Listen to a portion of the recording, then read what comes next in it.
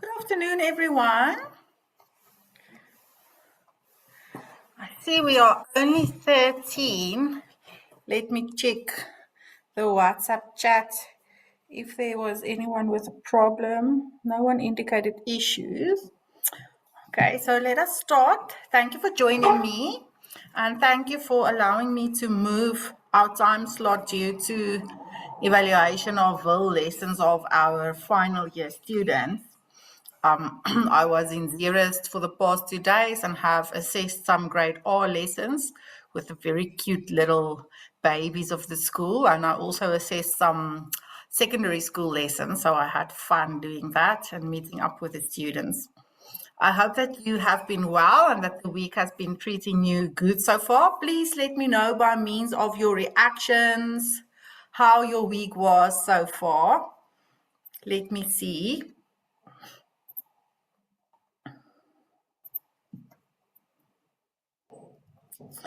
Cornelia is giving me a thumbs up and Dimpo is giving a thumbs up. I'm glad that your week has been good so far. And Nomasontu has also got a thumbs up. And Simone. Kotsu is crying. Askis, Kotsu. I hope that it will get better soon.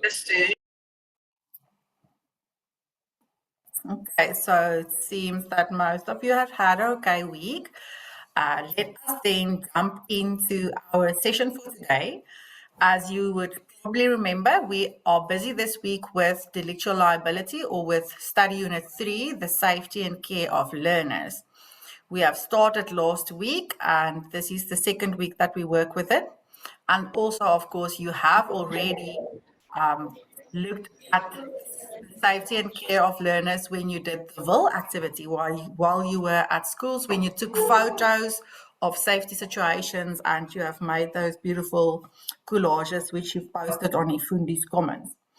So you already have quite a good background on the safety and the care of learners. So let me share my screen with you. I have sent, if you want, you can check or you can follow in the PowerPoint slides with me. I have shared this file with you via the chat of the Zoom meeting as well as on Ifundi. So in any of those platforms, you can just open the PowerPoint if you would want to make notes in it or something.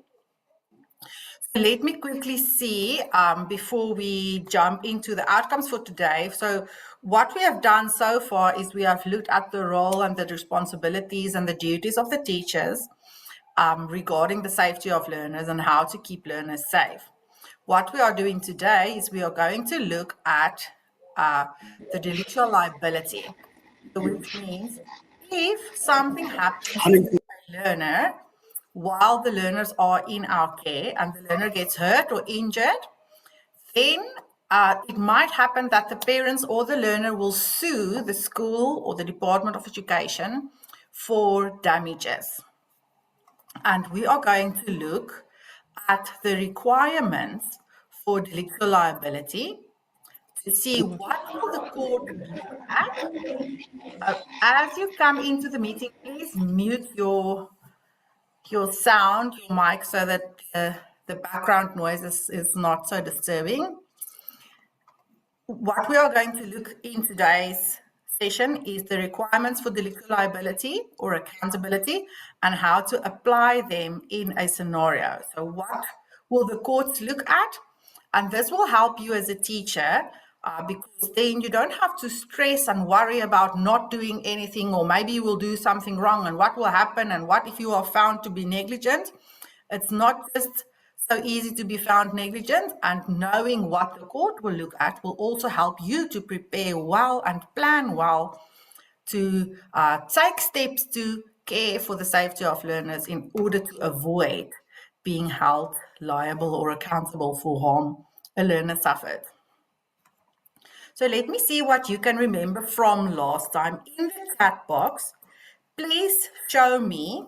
We have the teacher's duty in the grey circle. If you remember this diagram from last week, keep learners safe, manage learners' behavior, and facilitate learning. And this duty is informed by common law, by the legislation as well as by the rights of learners. So please, each of you, type in the chat one of each that you can remember of the legal rules or principles that inform the safety or the duty of the teacher with regards to the learner's safety. So go to the chat of the Zoom and then you type your answers there. What are the common law, the statutory and the rights of learners informing the duty of the teacher towards the care and safety of learners? Let me see your answers in the chat, please.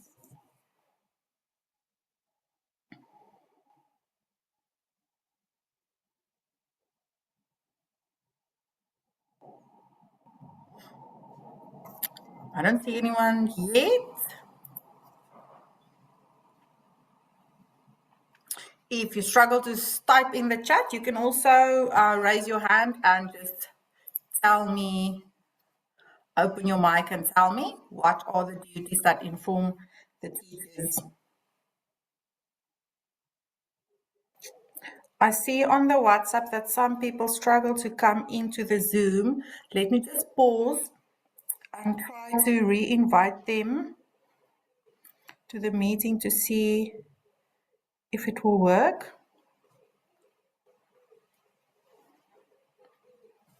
Sorry about that.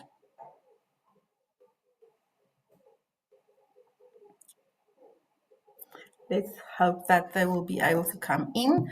Okay, Khotso has posted an answer in the chat, said, in common law, I remember in loco parentis. Yes, you are correct. In loco parentis, meaning in the place of the parent, which is one of the common law principles that informed our duty towards the safety of learners.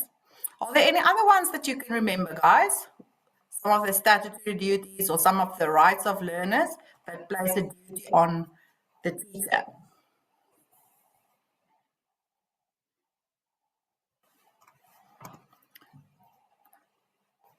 So we have in loco parentis control over the situation or the items or machinery or whatever we might use. Yes, Komotso says rights of learners to life and dignity. That is correct. And then also equality, safety and security of the person, an environment that is not harmful, and the right to education. And in statutory duties, you have a lot of them in our acts and our guidelines and norms and standards and regulations that tells us to do specific things. All right, so let us continue with that. In the case where a learner maybe gets hurt, the educator and or the school and or the principal could be held liable if the court finds that there are 5 elements of delictual liability present. So we are going to look today at these 5 elements or 5 requirements for delictual liability. And if all of those elements are present, the court will find that damages has to be paid out, in which case the state will be responsible for the payment of that damages in terms of Section 60 of the Schools Act. And this is to protect schools, because if cases are made against schools and millions has to be paid out, the school might cease to exist, and that would hamper the right to education. So the state takes the responsibility for that financial implication. And if this liability is due to the negligence of the department or of the teacher or the school governing body or the school principal, the Department of Education, as the employer of the principal or of the teacher, can also take steps against the negligent person.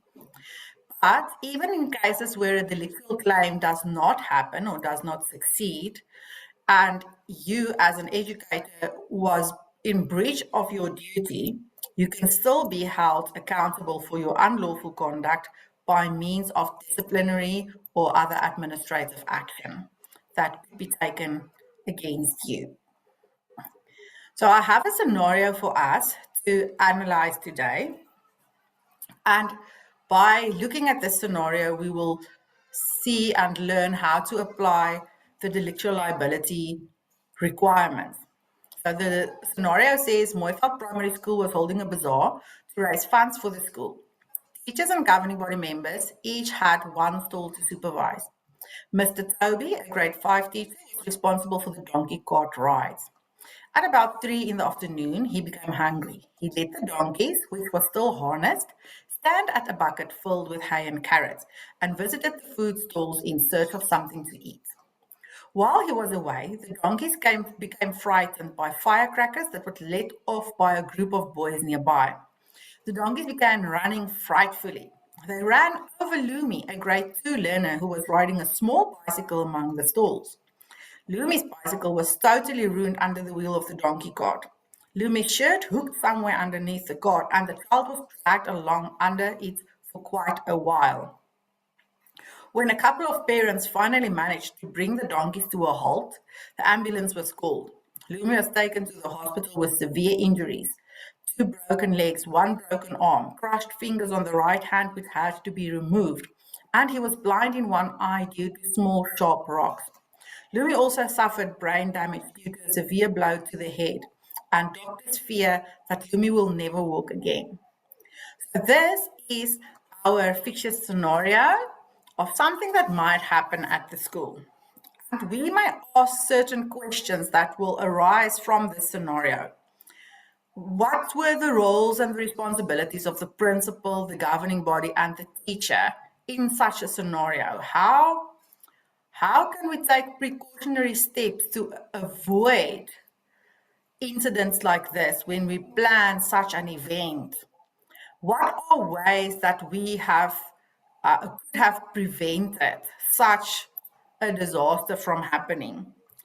And what steps should the school principal take once this accident is brought to her attention? Now, these questions you should already be able to answer on the basis of what we have learned last week. For today, we are asking the following 4 questions. What is the nature and the extent of the harm that Lumi suffered? What or who caused this harm? Who or what is to blame? Can the parents of Lumi sue for damages, and who can they sue? So what the court will do in such a case, if the parents will sue the school, is the court will look at the 5 requirements for delictual liability and see whether all 5 of these requirements are present. If one of these requirements are not met, then the damage claim will not succeed and the school will not have, or the Department of Education will not have to pay out damages. What are the 5 requirements or elements? The first one in the blue block is harm, loss, or injury. The second one in the orange block is a willful human act, a person who has acted out of their free will to cause the harm. In the green block, we have the causal link, which is, if you can see the picture, cause and effect.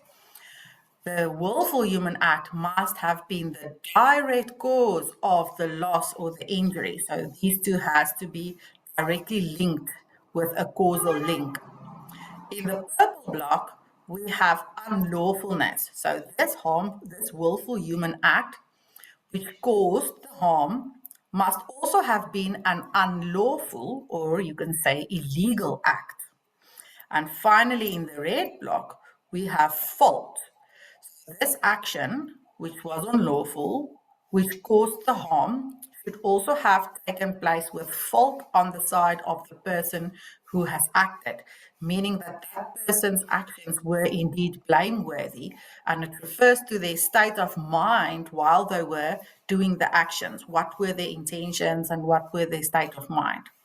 These are the 5 elements or requirements for delictual liability, and let us look at each of them in a little more detail. So the first element that we are looking at is the element of harm, or you can also say loss, injury, or damage. And the court will ask, did damage or harm occur? Who sustained it? What types of damage was sustained, and how serious was that damage? And all of the answers to these questions will influence the amount of money that the court will award to the injured person, or the amount of money that the injured person will be able to claim in this delictual case. And then in terms of the types or the forms of damage, there are mainly two types of damage. The first one is what we call pecuniary loss. And this is the type of harm or damage that affects your financial position. You will see in the picture the money is flying away and the guy is running after the money. So this is money flying away. Damage to property, when something of you has been damaged and it costs money to replace or repair.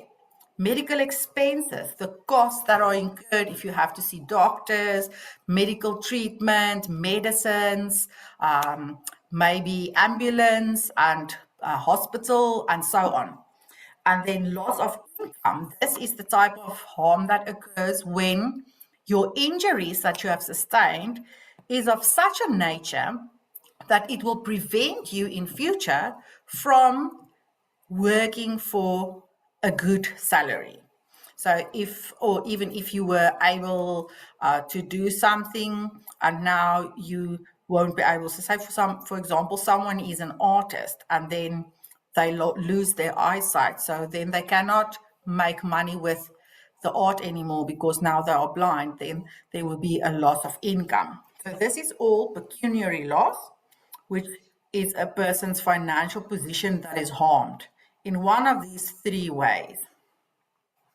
The second form or group is the non-pecuniary loss or personality damage. And this is when it is damage or harm to the person, either physical or psychological. And we have pain and suffering, disfigurement, for example, loss of a limb or harm to your face. Loss of health, when your general health is harmed in such a way that the injuries you sustained will cause you to always have a worse health. You will always have a health condition that you will struggle with, so you have loss of general health. Emotional shock is usually awarded when there was trauma.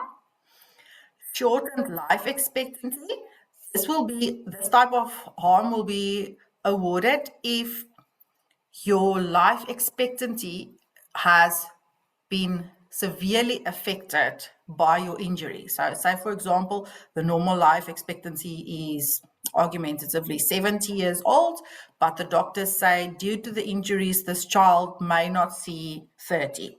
Then that child will experience a shortened life expectancy. And then there's loss of amenities of life. And loss of amenities of life means that you cannot enjoy all the things of life that you would have been able to enjoy if this accident has not occurred.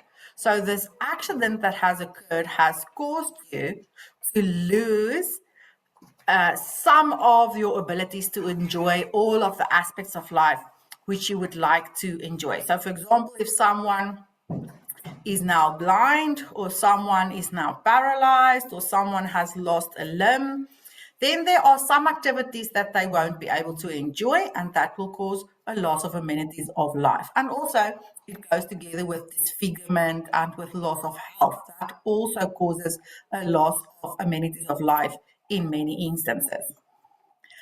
Then the next requirement for delictual liability that we look at is willful human conduct.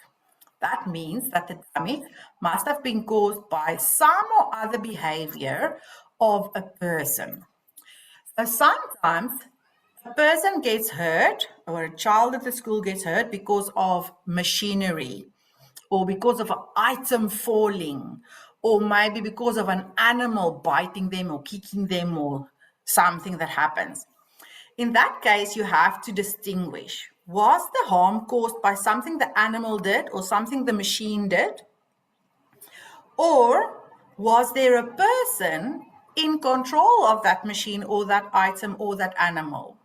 And that person acted in a way that caused the machine or the animal to harm the child. So you have to distinguish, was there human behavior, and was that human behavior exercised in free will? In other words, when this person acted, did he or she have control over their own actions? Did they have a free choice of what to do? So if you are in the class looking after the learners and someone comes and drags you out of the class with a gun to your head, you are not leaving your class unsupervised out of your free will. You had no control over that. Or if you are driving the bus and you lose consciousness due to some other unforeseen medical thing happening, and the bus makes an accident because you are unconscious, then you are not causing the accident out of your free will. You are unconscious, you had no control over it. But if you choose to leave your learners unattended because you want to take a phone call or you want to do something else, then you are acting willfully or out of free will. And we can distinguish whether the conduct or the behavior was an action, something that you did, or an omission, a failure to do something. For example, you were supposed to check the tires of the car and you did not. Or you were supposed to supervise the learners and you did not. Or you were supposed to put away the dangerous items, but you left them open. So that would be an omission. And then the third element that the court will look at is the causal link or causality.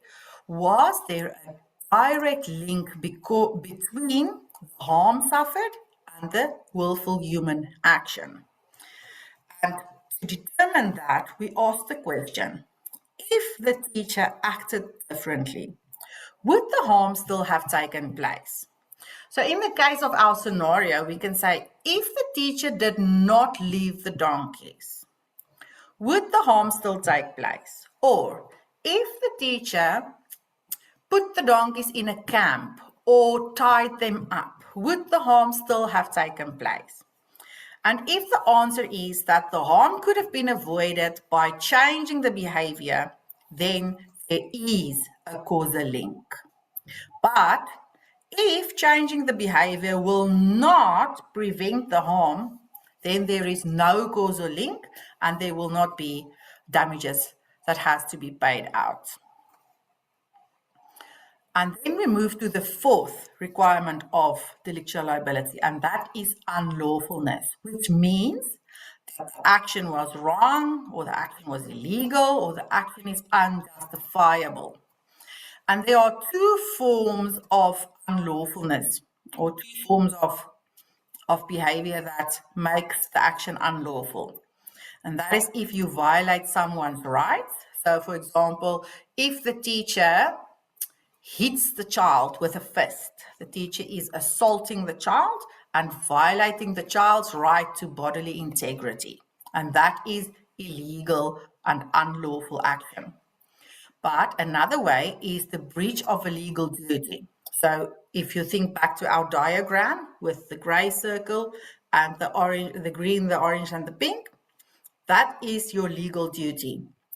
If you breach your legal duty, that is, you do not supervise the learners or you do not take care, you do not act preventatively, you are in breach of your common law duty of care. Or if the law, the legislation, places particular duties on you, for example, you must check the roadworthiness of the vehicle which you use to transport the learners with. If you did not check the roadworthiness of the vehicle and there's a problem with an accident, then you have breached your statutory duty in that sense. So, breach of a legal duty or violation of subjective rights makes the action unlawful. And then the final one of the 5 requirements is fault, where we asked whether or not the person is blameworthy. And the court will ask whether there was any form of fault. This refers to the intentions and the state of mind of the person whose actions has caused the harm. The one form of fault is intent. Intent means you wanted the person to get hurt. You wanted the harm to occur. So that was the state of mind was your intention was to cause harm. For example, when you assault someone, when you push someone off a place where it is dangerous, your intention is to cause harm, and that will make your actions blameworthy. You are at fault. The other form, which mostly occurs in the education setting, is negligence. And negligence occurs when there's a certain standard of care expected of you and your behavior did not meet that standard of care. Then you are negligent. And if you acted negligently, you are blameworthy. You acted with fault. The court doesn't just say, yes, the person is negligent. The court uses a specific test to determine whether or not someone was negligent. And this test is very useful for us as teachers to help us to also act according to the standard of care expected of us. So this standard is the test of the reasonable person. And the law has created this fictitious person, the reasonable person. And the reasonable person is the person who is not overly protective and overly paranoid, and who is not careless and don't care and laissez-faire. The reasonable person is reasonable and prudent, takes the care, takes the precautionary measures, thinks and plans well ahead of any activity that might pose a risk, and takes care of the learner's safety. But you don't have to be paranoid and overly sensitive to any possible thing. Oh, they may not bump their toe or whatever the case might be. Okay, so this is the reasonable person. And the court will use this reasonable person standard to determine whether or not a person has acted with negligence or not. So 2 questions are asked as part of this test.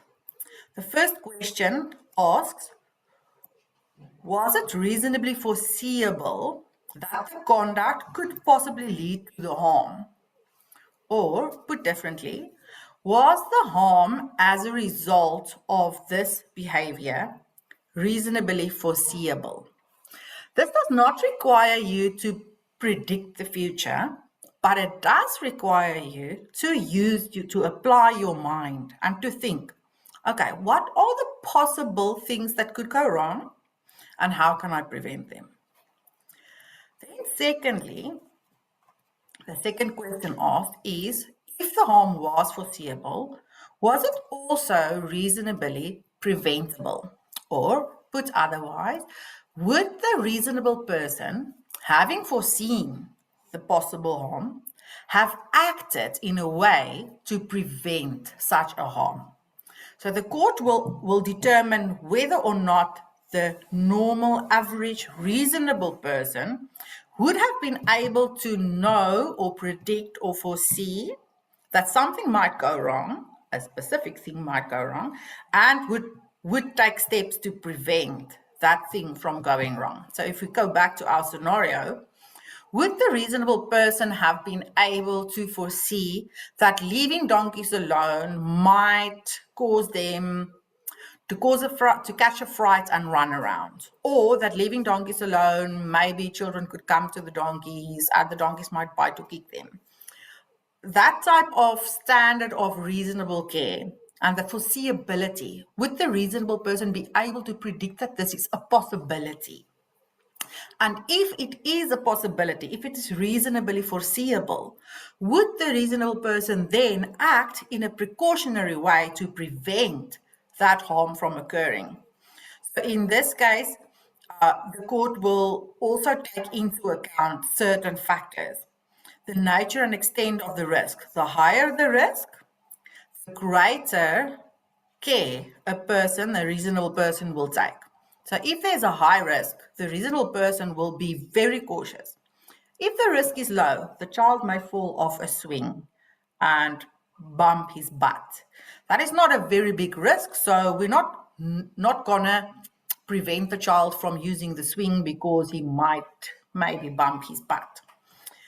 In the seriousness of the possible harm, again, if the possible harm that may occur is very serious, the reasonable person will take all possible precautionary measures. Whereas if the possible harm is not very serious, the reasonable person might let it go. Also, relative importance of the conduct or the actions. If you are in an attempt to save someone's life by pushing them away from an oncoming vehicle, you might not take care to prevent them from scratching themselves on the surface of the road or bumping their head against a tree that is next to the road, because you are occupied with a much more important action of saving their life. But if you are in a hurry to get to your class because you quickly want to do something before the learners arrive and you push learners out of the way, the reasonable person wouldn't do that. The reasonable person would take care not to harm anyone because of their actions not being so important as to that they can be allowed to be less careful. And then the last factor influencing preventability is the cost and the difficulty of prevention. Sometimes something is so difficult to prevent that the reasonable person is not expected to act preventatively. So, for example, we take the case of a gang getting into a skirmish and they drive past the school and they shoot on one another, and then a bullet also gets into the school and harms one of the learners.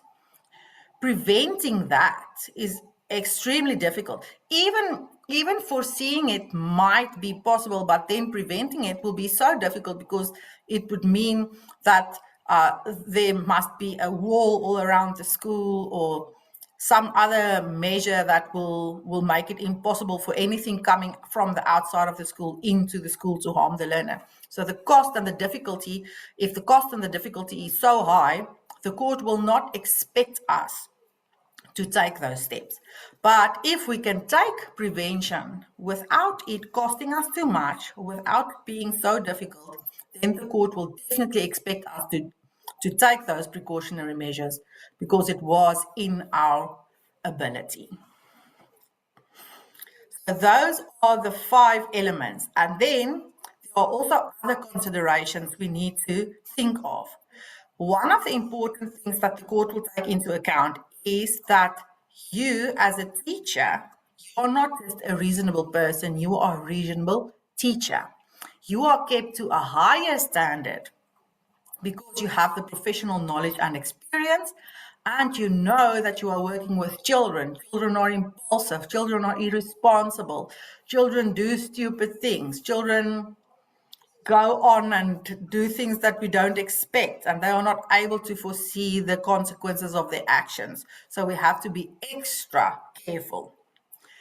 Then we can also look at the contributory fault of the child. Were there children, and did the children act in a way that caused the harm? And then, if you remember last week, we spoke about the age of the learners and how the age will affect their accountability. If the learner is too young to be legally accountable, then they cannot be held liable for this harm. But in the case of older learners, 16, 17, 18 years old learners, they can also be held accountable for the damage that a person has suffered because of their irresponsible or negligent behavior. And then vicarious liability means that if you, as a teacher, are exercising your duties in doing your work, your employer will be held liable for your negligence. So if you have carried out your functions and your duties as a teacher and a learner gets hurt and you have been negligent, your employer will be sued on your behalf. And then some schools take precautions against liability. They take out insurance to protect them. And then some schools have teachers or have parents sign indemnity forms. However, please note that the regulations for safety measures at public schools prohibits the school from having parents sign any indemnity in relation to their children. We may not have parents sign a form that says, if my child gets hurt, I will not sue the school. That form, even if they do sign such a form, they can still sue the school because that form may not be used.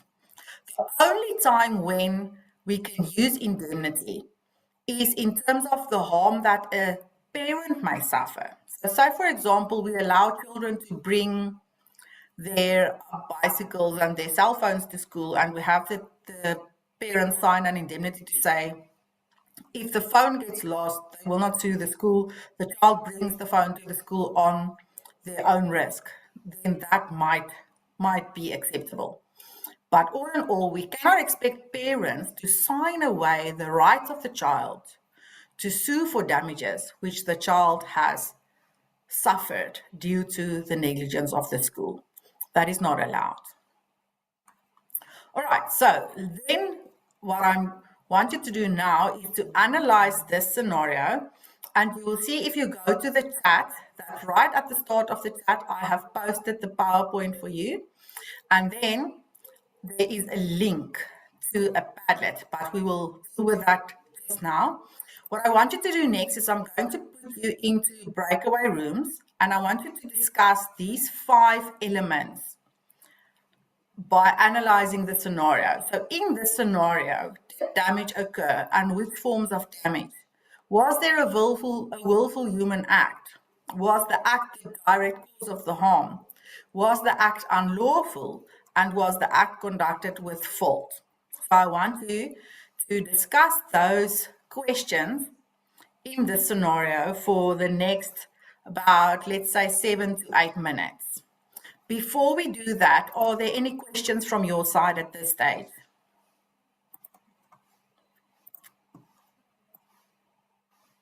Any questions?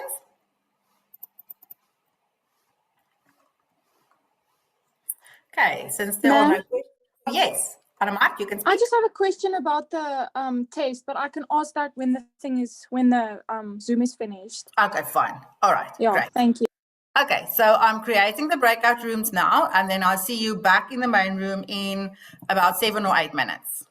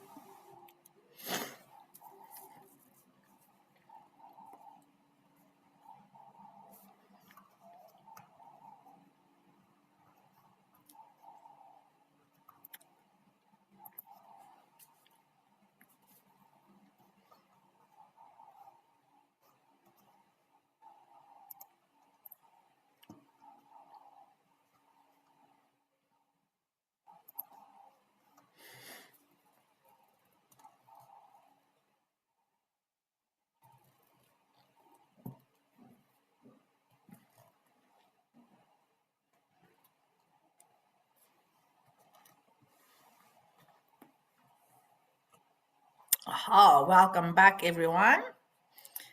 So hopefully you have had enough time to discuss some of the stuff that happened in the scenario and how the 5 requirements for delictual liability would apply.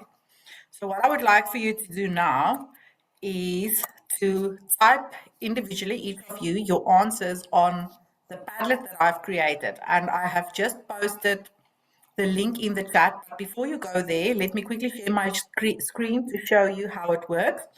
So when you click on the link, you can access this Padlet, which is EDCC315 Delictual Liability. You will see there are some answers of the first class that I had earlier today.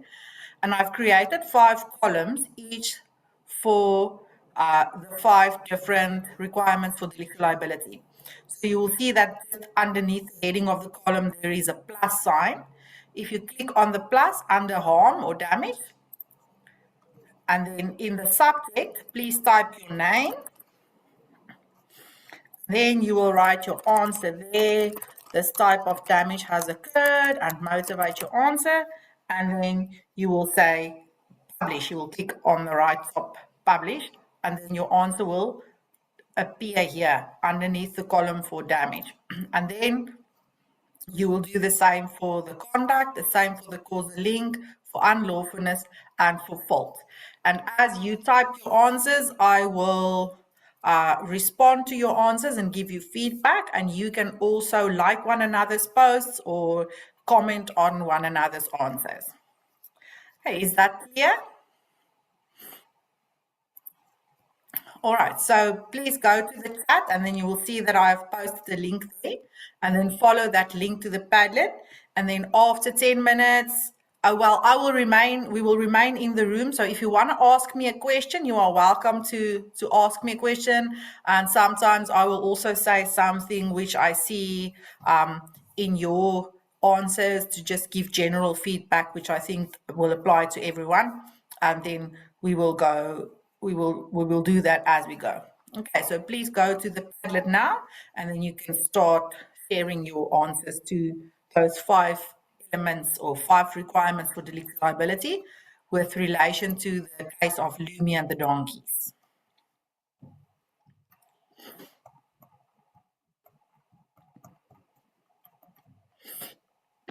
Ma'am, can I ask you the question about the test quickly? Yes, you are welcome. I see here for the announcement, the test says that we should have a document that talks about the safety regulations at school. Yes. I just want to hear if I actually have the right document, because I'm not sure. I'm not actually sure how to because I want to show you. It says here, call for comment on regulations for safety measure at public schools, and then it has a colon and then amendment, general notice, Department of Education.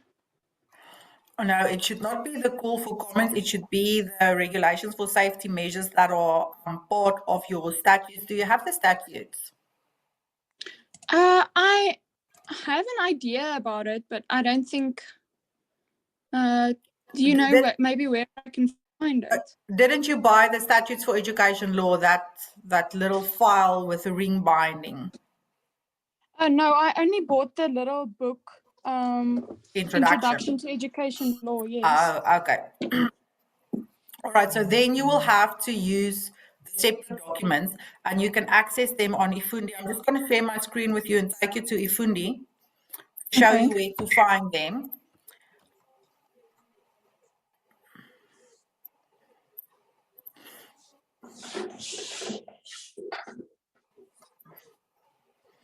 If you're on the EDCC 315 and you go to the resources, can you see it there? Resources. Yes, yes. Then scroll down. I've created this folder that says legal documents, VETA statutes. So you open that folder, and then you will find the different documents that are part of the statutes. You can either go to Van Skyke and buy the print out, which is very handy and easy to use, or you can use these separate documents. So this one, number 5, South African Schools Act safety regulations.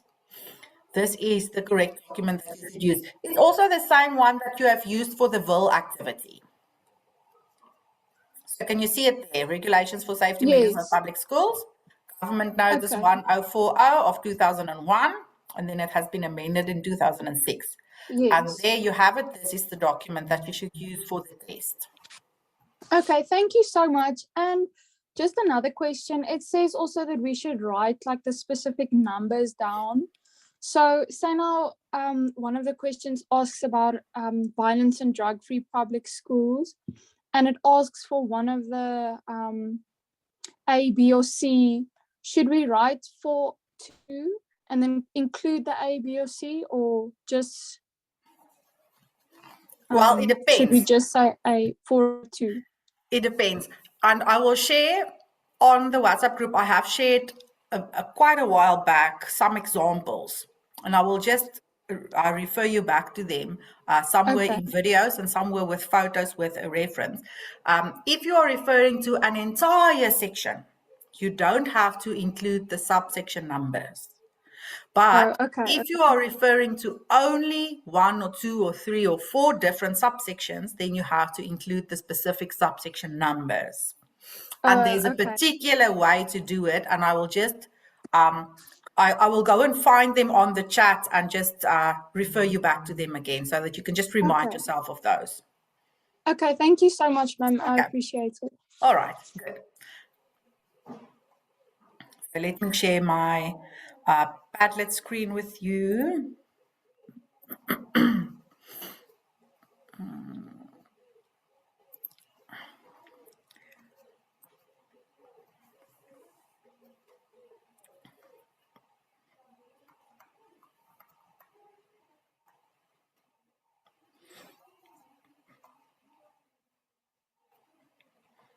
Okay, yes. So I will just respond to your answers in each column, and you can keep an eye out for my response to your response.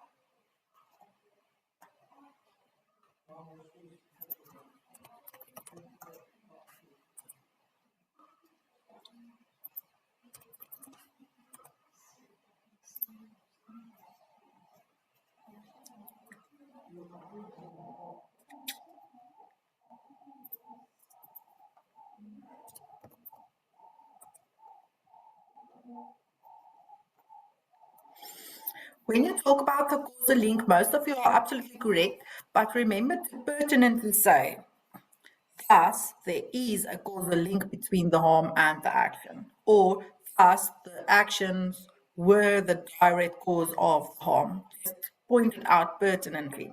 And the same with the harm and the damage, you should point out pertinently what was the forms of harm that occurred and motivate it by referring to some of the things that happened in the scenario.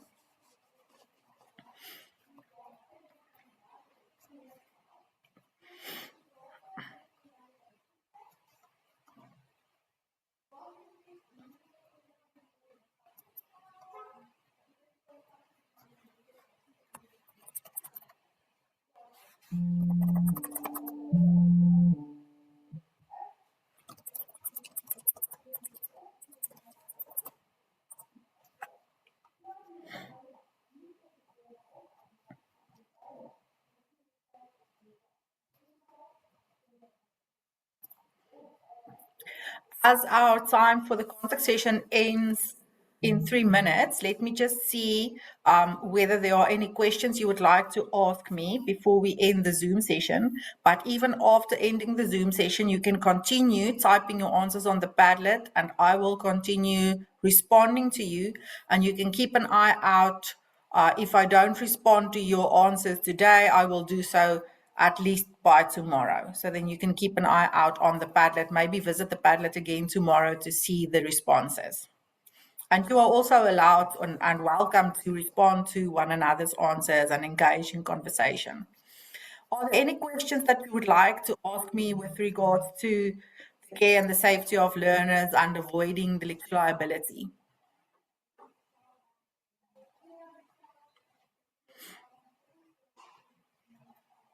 Are you all good?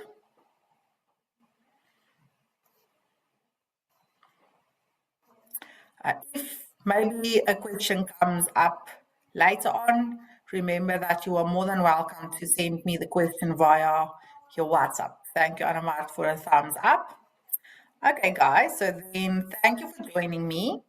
And please continue to interact on the Padlet. I will end the Zoom session, so you can knock off the Zoom session and just continue to work on the Padlet until you are satisfied that you have completely addressed the scenario and the 5 requirements for delictual liability. Bye-bye, everyone. Have a good week and weekend. We will see one another next week. Bye.